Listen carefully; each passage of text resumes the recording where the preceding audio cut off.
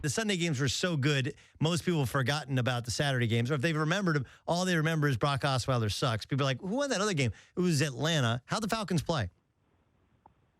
Falcons played great. They played really well and really dominated. It was the first drive, Seattle goes down the field and scores in 8.5 minutes.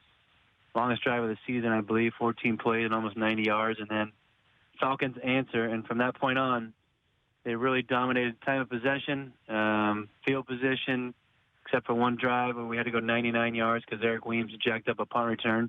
But besides that, it was Falcons the whole way. It was fun to watch. What's changed? Like, look, you watch the game differently than the rest of us, and everybody's talking about the relationship with Kyle Shanahan and Matt Ryan.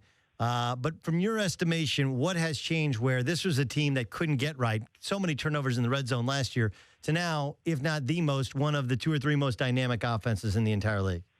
It starts up front. In the last 2 times the Falcons made the NFC Championship, the center for the team was Todd McClure, who was kind of an unsung, heralded football player that was really, really good. Ran the offense that we ran, and this year it's Alex Mack. And Alex Mack makes all the difference in the world. I think Matt played the last 3 years with a bunch of centers at the center, bunch of guys at the center position that either weren't good enough to play in the NFL or had never played the position before, which was a disservice to Matt and the offense for the last 3 years. Now, Kyle Shanahan coming in last year, he just had to deal with that 1 year with Mike Person, and I don't know if it was Mike Person's fault, but that's the guy they put there at the center position. They go in the free agency and find Alex Mack, pay him $10 million a year, and bring in a Pro Bowl center. And I'm tell you what, it is really, in my opinion, that obviously a couple pieces at the receiver position that have really showed up this year, but Alex Mack has been the biggest difference for me. How healthy is Julio? He looks good when he's on the field. I played 42 snaps, and I think it was his fewest percentage-wise of the season. But, dude, the guy catches the ball and makes first downs, sniffs out the goal line. So 6 for 67, a touchdown, and a couple first downs. You're going to be banged up this time of year. You got a chance to rest a little bit at the end of that game for the fourth quarter, and you're always nicked. He's not 100%, but Julio at 85 or 90 is a hell of a football player. All right, so let's go to the Green Bay game because I know you watched it. 48 million people watched it. Let's start with Aaron Rodgers. Have you ever seen a guy do what he does? You just dialed in, Doug. He's a magician, and I put it out on Twitter. I was like, who do you want to see, Dallas or Green Bay? And I think the obvious answer is Dallas, even if you have to go there. I kind of, by the start of that game yesterday, I was let's just get another home game for the Falcons, even though we're going to have to face Aaron Rodgers, who's been ridiculous with the football. The difference between Aaron Rodgers and Russell Wilson is a lot right now, because when Aaron Rodgers clears the pocket and finds some more wiggle room to get out of it, he doesn't miss guys down the field, and that's when he makes you pay. So you got to be smart with your pass rush. You got to try to keep him contained as much as possible, and you got to try to turn him over once or twice. And if you can do that, you got a shot. But the way our offense is playing, you really can't fear anybody because you feel like you can score with anybody.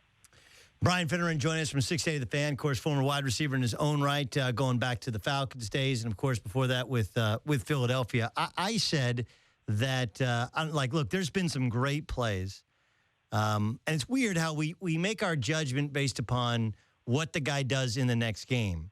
But, there's not going to be any more pressure than that 3rd and 20 throw, right? Like, if there's pressure this weekend, he'll feel pressure, but it's not like any more pressure. It's like, oh, wait, this is an NFC championship. This is more pressure than in Dallas 3rd and 20, right? Like, he's shown us he can play with pressure. He can play in the pocket. He can play out of the pocket. He can roll right. And that throw rolling left was sick.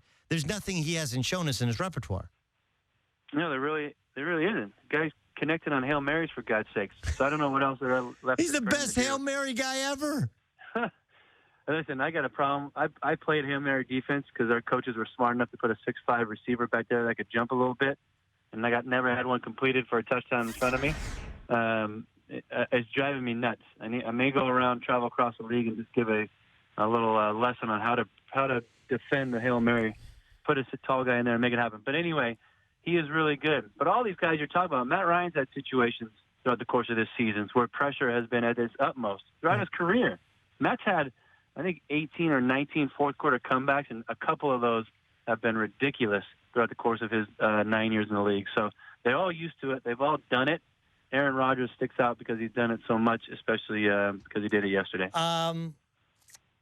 So this last game of the Dome, I've heard rumors of bringing Outkast in. They can't get Outkast to reunite to perform at halftime, can they? Why not? I don't know. Just nobody else can. I mean, if not now, then I guess the only other thing they would do is get him for the first game next year, right? But this is actually this is going to be the third time they've shut that bad boy down. You know, going into the season, you didn't really expect much out of this football team. I thought they could sneak in the playoffs with a wild card before the season started, 9 or 10 win team. They won 11.